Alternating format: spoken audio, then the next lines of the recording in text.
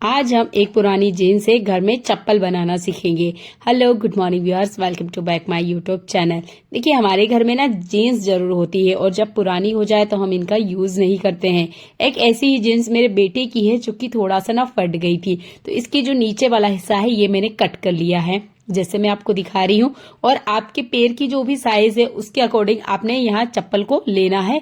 ये मेरी चप्पल है, मैं अपने लिए ही बना के बता रही हूँ आपको। तो यहाँ लिया है मैंने मार्कर और यहाँ पर जो मैं आपको मेजरमेंट दिखा रही हूँ आप इन्हें बस फॉलो कीजिएगा, आपकी चप्पल घर बैठे ही बन जाएगी। और विंटर में ये चप्पल आपको जरूर बनानी चाहिए क्योंकि सर्दियां हमें भी लगती है।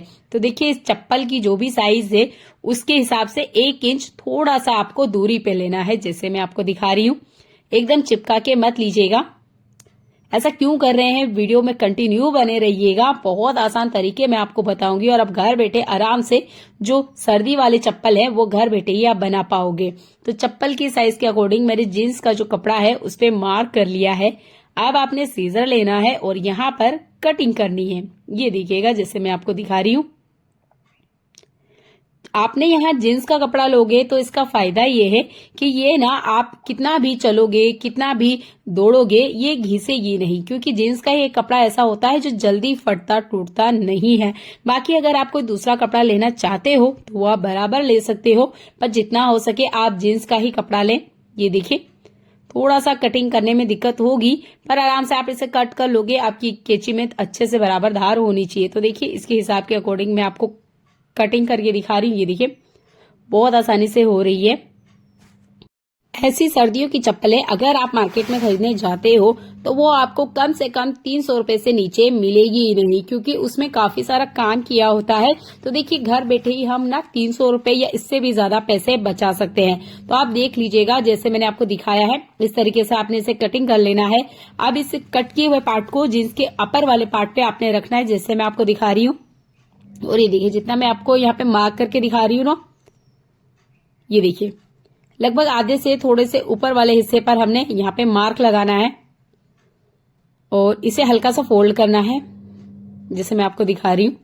ये देखिए ऐसे आपने यहाँ पर इसे रखना है।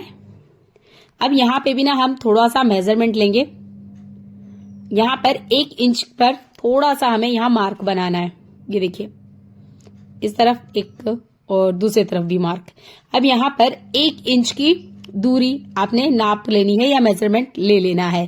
तो मैंने अंदाजे से ही लिया है। अब यहाँ पर हल्का सा आपने सर्कल करना है। ये देखिए नीचे की तरफ से यहाँ पे 1 इंच लेना है, ऊपर तरफ जाते हुए हमें वापस जो ऊपर वाला पार्ट है उसके अकॉर्डिंग ही यहाँ पर मार्क लगाना है।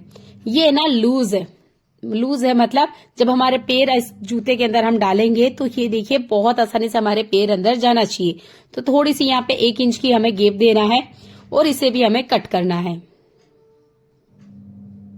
यहाँ पर ये 1 इंच की जो दूरी हमने बनाई है ना, जब भी हम चप्पल वगैरह पैरों में पहनते हैं तो आपने देखा होगा वहां पे ना थोड़ा सा लूज होना जरूरी है ताकि हमें चलने में आसानी हो। अब ये ऊपर की तरफ मैं इसे कट कर लेती हूँ, फिर आपको बराबर देखने में समझ आएगा कि मैंने क्या चीज कट करके तैयार करके आपको बताइए। पहले से कट कर लेते हैं। इसी तरीके से आपने दोनों पैरों के कट कर लेना है। अभी देखिए ये जीन्स का कपड़ा तो है पर ये गर्म नहीं है, अब इसे गर्म करना जरूरी है। तो अब इसे गर्म करने के लिए हम यहाँ पर कुछ चीजें इसमें ऐड करेंगे। पहले ना थोड़ा सा अपर की तरफ हमें हाफ सर्कल जैसे यहाँ पर निशान बनाने, ये देखिए, ताकि जब हम चलें तो हमारे पैरों को कुछ भी तकलीफ ना हो। तो हाफ सर्कल थोड़ा सा इस तरीके से मेजरमेंट लेते हुए आपने कट करना है। थोड़ा सा इसको कट कर लेते हैं। इसे कट करने के बाद आपको बराबर दिखाई देगा कि ये हमने क्या किया है। अब देखिए अगर आपके पास नरम वाली फॉर्म शीट है तो आप उसका भी यूज कर सकते हो क्योंकि हमें इसे धोना तो है नहीं। या फिर आपके पास कुछ और चीजें अवेलेबल होगी जैसे मैं आपको दिखाऊंगी। ये देखिए मैं इसके ऊपर आपको रख के दिखा रही हूँ। अब आपको बराबर समझ में आ रहा है कि जो ऊपर वाला पार्ट है वो चप्पल का सॉल है और जो इसके नीचे वाला पार्ट है वो हमारे फिंगर को कवर करेगा। आपको बराबर समझ में आया कि मैं अभी आपको क्या दिखाया है। ऐसे ही सेम हमने ये जो सेकंड वाला पैर का जो हम जूता बनाने वाले हैं इसका भी ऐसे ही मेजरमेंट लेना है जैसे मैंने अभी आपको दिखाया।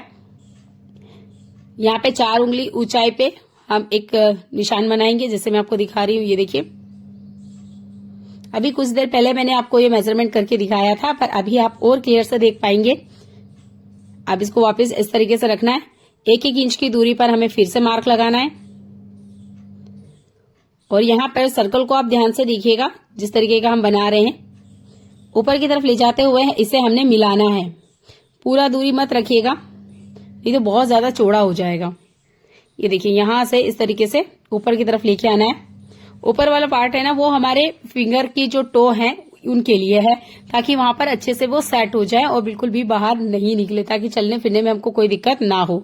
इसको भी हमने कैंची की मदद से कट कर लेना है। कट करने के बाद मैं आपको दिखा रही हूँ, ये 2 पार्ट कुछ इस तरीके से रेडी हुए हैं। दोनों पैरों के ये जो पार्ट हैं कपड़े के, वो कट करके मैंने आपको रेडी करके बता दिए। चलिए अब इसे हटाते हैं। अब इसके अंदर इसे गर्म रखने के लिए हम कुछ चीजें इसके अंदर ऐड करेंगे। आपके पास अगर गर्म कोई कपड़ा है, मान लीजिए कोई पुराना जैकेट है या कोई ब्लैंकेट है, उसका आप यूज कर सकते हो। नहीं तो इस तरह की कोई पुरानी टी शर्ट जरूर होगी जो कि थोड़ी गर्म होती है, इसका भी आप यूज कर सकते हो। तो जो चप्पल का हमने सोल कट किया था ना, उसी की साइज के अकॉर्डिंग हमने फिर से यहाँ पर कट लगाने हैं।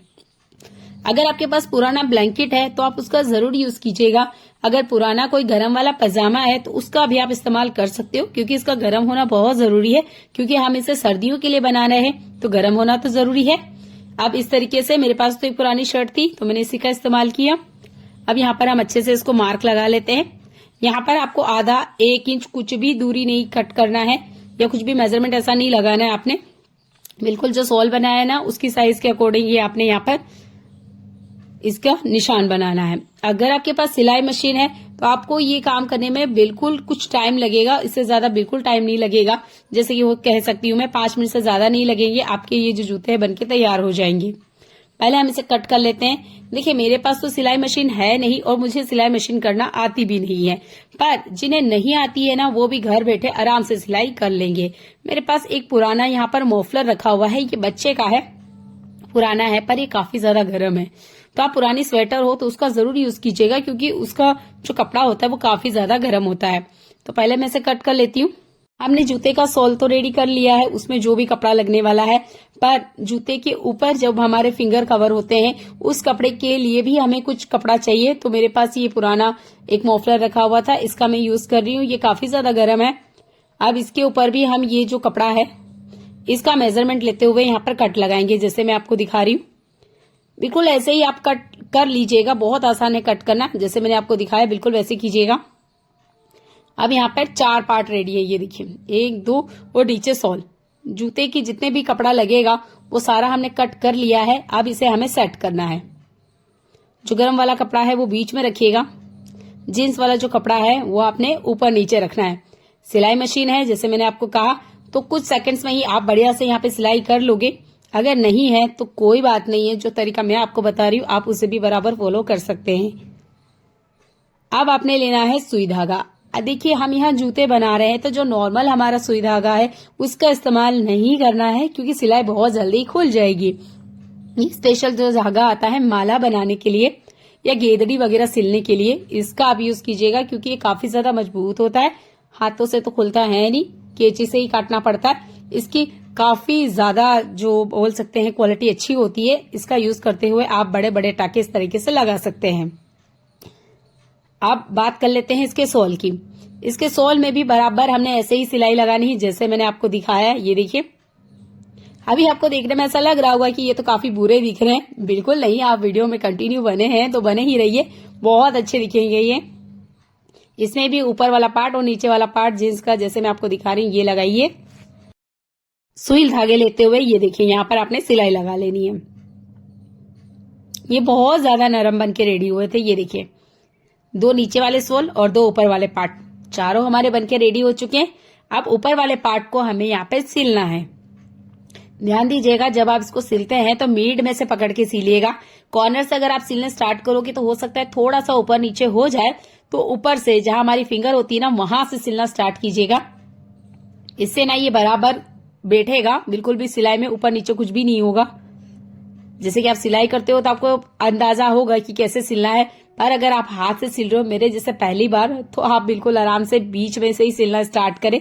चलिए इसे पूरा सिल लेती है, फिर मैं आपको दिखाती हूँ ये कैसे बनके रेडी हुआ है। आप यहाँ पर अगर इसी कलर का सुई धागा लोगे तो देखिए ये जो निशान दिख रहे हैं ना धागे के, ये बिल्कुल नहीं दिखेंगे। मेरे पास व्हाइट कलर का था इसलिए आपको यहाँ पर निशान दिख रहे होंगे। आप चाहें तो ऐसे ही रहने दीजिएगा, नहीं तो यहाँ पर एक लेस लेकर आप इस तरीके से आराम से इसकी जो बॉर्डर दिख रही थी उसको आप हाइड भी कर सकते हो। तो ये देखिए एक पुरानी कपड़ा मेरे पास रखा हुआ था, उसी से मैंने इसकी जो कॉर्नर व्हाइट व्हाइट दिख रहे थे इनको हाइड कर दिया है ताकि ये देखने में थोड़े से अच्छे लगे। उम्मीद करती हूँ बहुत सिंपल सा तरीका आपको बराबर समझ में आया होगा। इस विंटर सीजन इन्हें जरूर बनाइएगा, ये आपकी बहुत ज्यादा हेल्प करेंगे। देखने के लिए आपको बहुत सारा धन्यवाद।